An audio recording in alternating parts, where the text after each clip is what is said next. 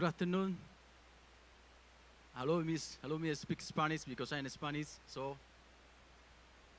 we are in español. Allow me to speak Spanish. First of all, I want to thank the organization of this event, the invitation. I'm very thankful. We're very thankful at Interpol.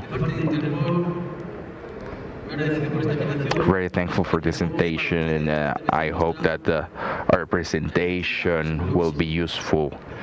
Pretty sure it will.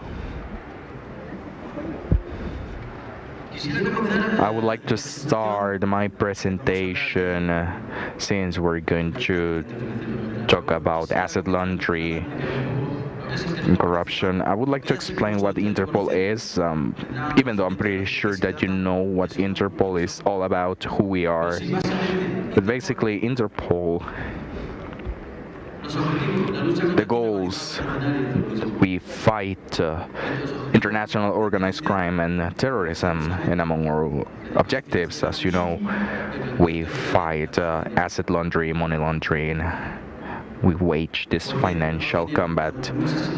Why is money laundering so relevant? Because all crimes have the objective of money laundering. We're gonna see some data about it. So as said, the Interpol, 196 countries belong to it. We're the largest police organization, very ancient. It started in the 1920s. We have another headquarters in Lyon, another one in Singapore, 6 regional offices with members of Interpol, and other 6 liaison offices with the European Union, United Nations, and we have 196 national offices, OCN as we call it. Those are the offices located at each country, which are members of Interpol, normally formed by the police officers of the countries where the office is. That's the channel for international cooperation, exchange of information between the countries belonging to Interpol, the OCN Central Interpol offices.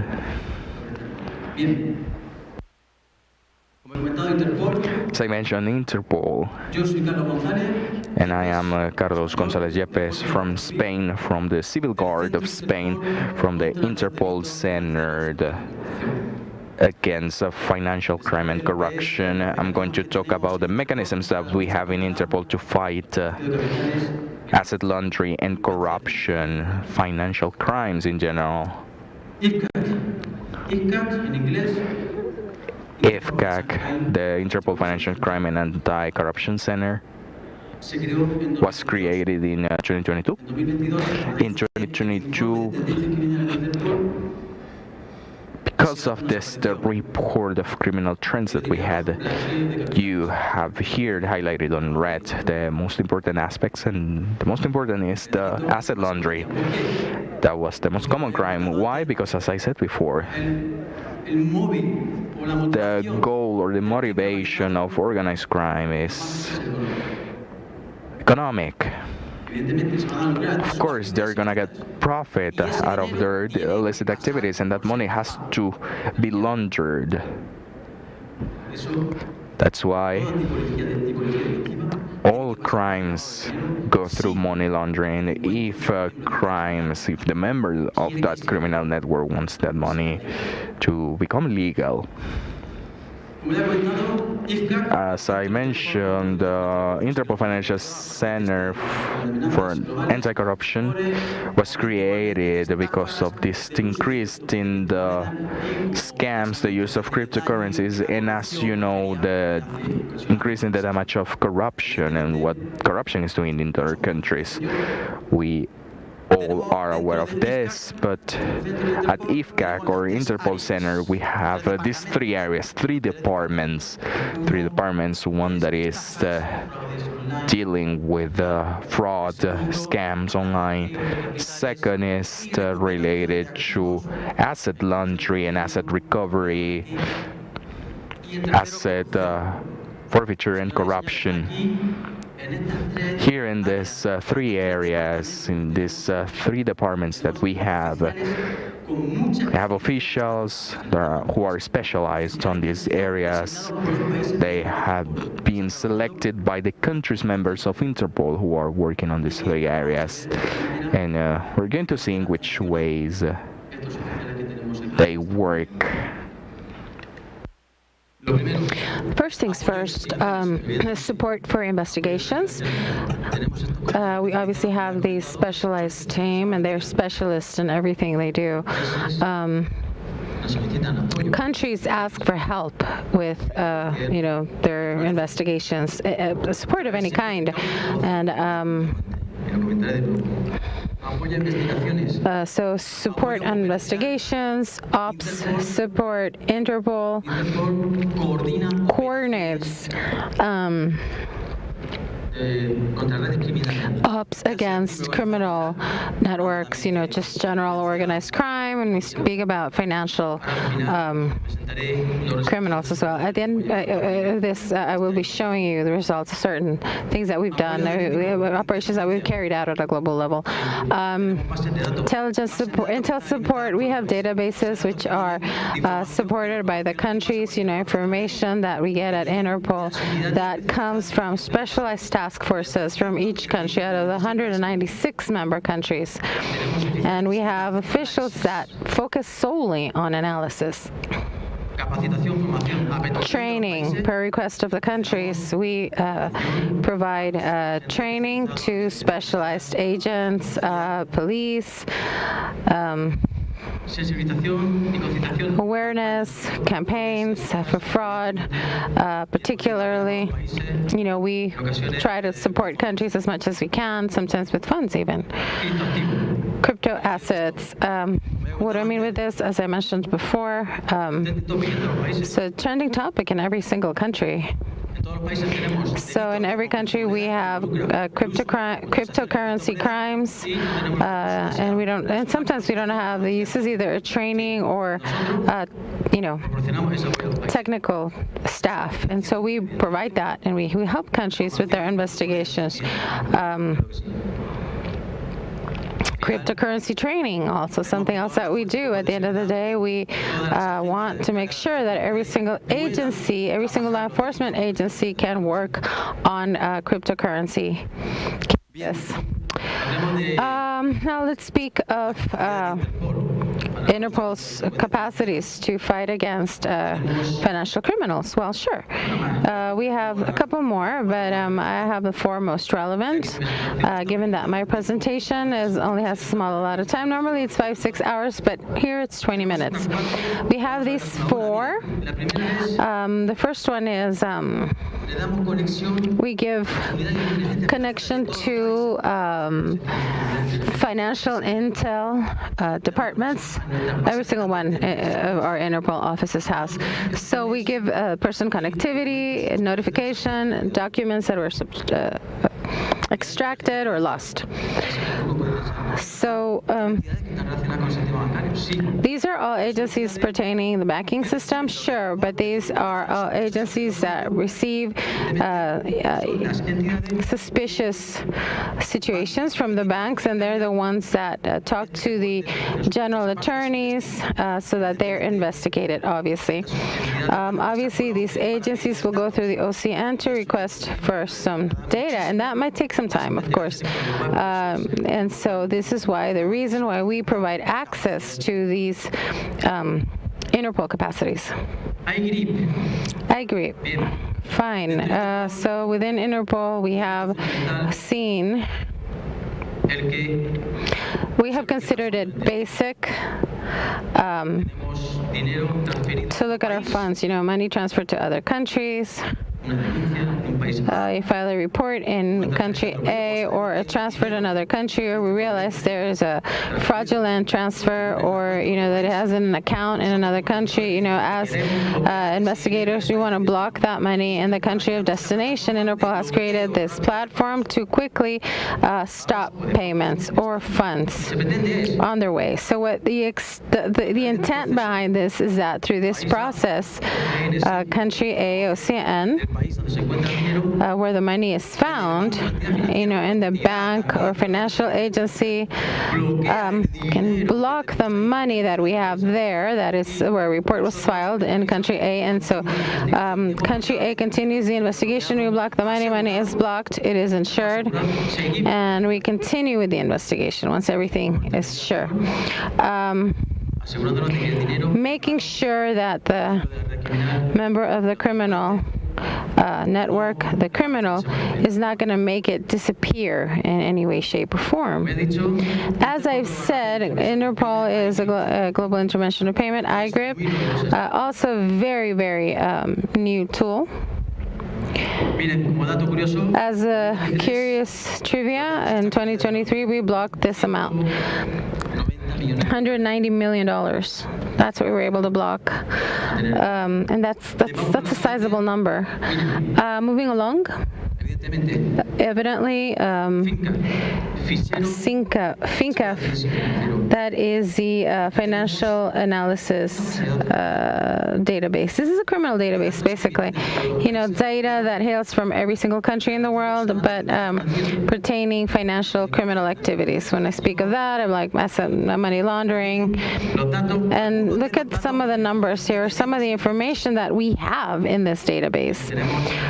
We have payments, bank accounts, crypto assets, properties in general, travel documents, routes, places, technology, phone number, email.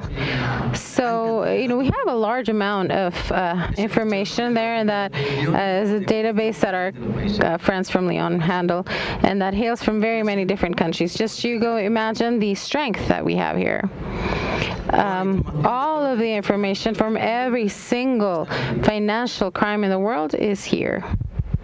How's that?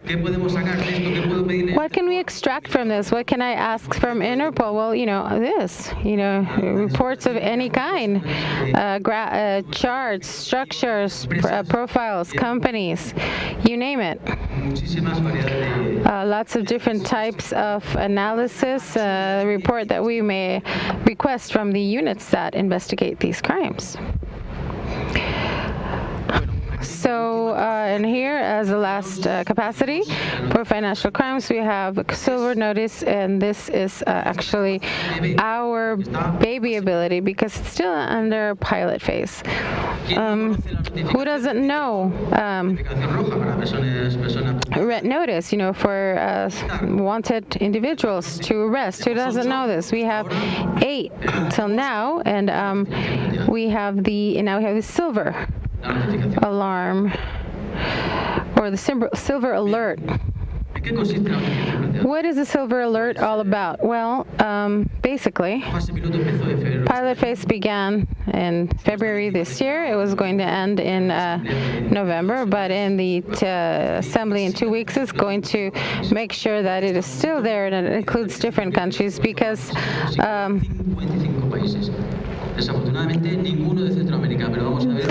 there's 55 countries working with this. Nobody from Central America, but hopefully in their General Assembly, we can maybe attempt for Central American countries to join the pilot stage of the silver alert.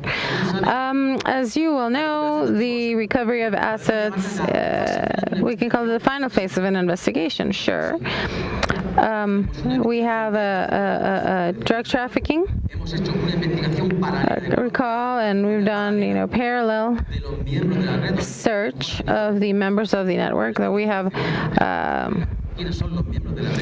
who are the network members of this network. We're going to look into their assets, and I'm sure that's filled with illicit activities, human trafficking, you name it, and that's where this silver alert comes in to identify these assets from the members of the criminal assets and what they've done digitally.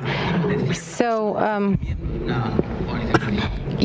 so that a country is aware of what is happening, if a person goes into their territory. And that's what we're doing with the Silver Alert, as long as it's in its pilot phase. I know that a lot of informal networks of asset recovery, such as, Gafilat, Sarin, but this is globally. This is not regional, this is global. So we continue to work on this because they're in its pilot phase. Assets, you name it. I can go with a list here, but it's not a limited list. High-end vehicles, houses, mansions, you know what I mean? Bank accounts with money, crypto wallets, of course, you name it. It's just all there. Every single asset you can think of that a criminal member has acquired through their illicit activities may be included, or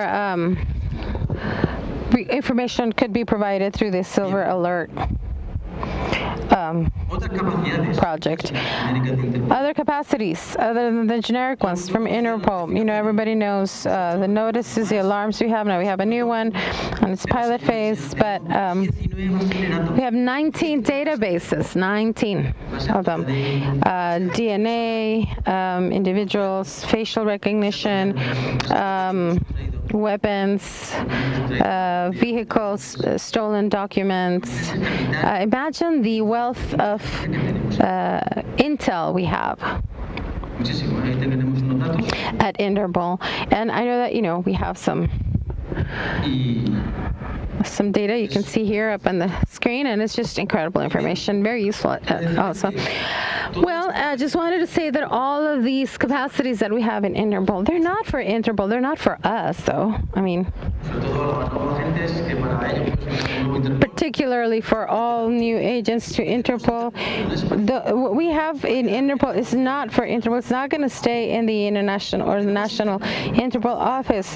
What we have, our databases, it's all for the units that investigate organized crime in the different countries. I know, and I've seen throughout the countries where I've been traveling through this year, that Interpol is kind of like an untouchable, hard to access, thing. But no, that's not it. We shouldn't be hard to access. This is meant to be used. This should be used by all. This should be at the service of all. Operative data, well, last year, Operation Fistline, was 4,000 people arrested with the intervention of 61 countries. Imagine that. 61 countries collaborating, coordinated by Interpol, of course. We've managed to disband important cybercrime online criminal activities. The second high chief for operations, still undergoing. 5,500 people, 7 types of fraud being committed. And the third one, IFCACC, 300 plus 700 suspects. Listen, the amount of money that we've been able to take, it's just been tremendous. But all of this has been possible because of the efforts of the specialized units of each country. Interpol and OCN in each country, what they do is just coordinate these police operations. But at the end of the day, the effort lies in these task forces, cybercrime, in every country.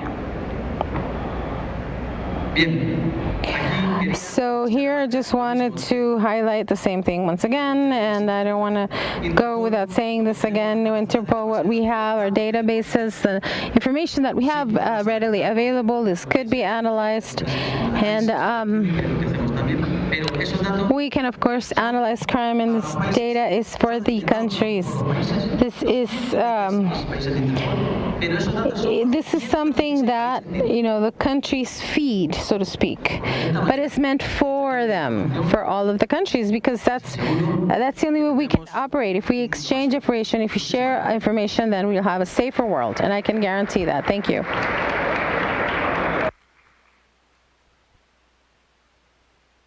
Is there a gift for me? Okay. Thank you very much for those great remarks, for making the trip to be here. Thank you. Thank you to you all.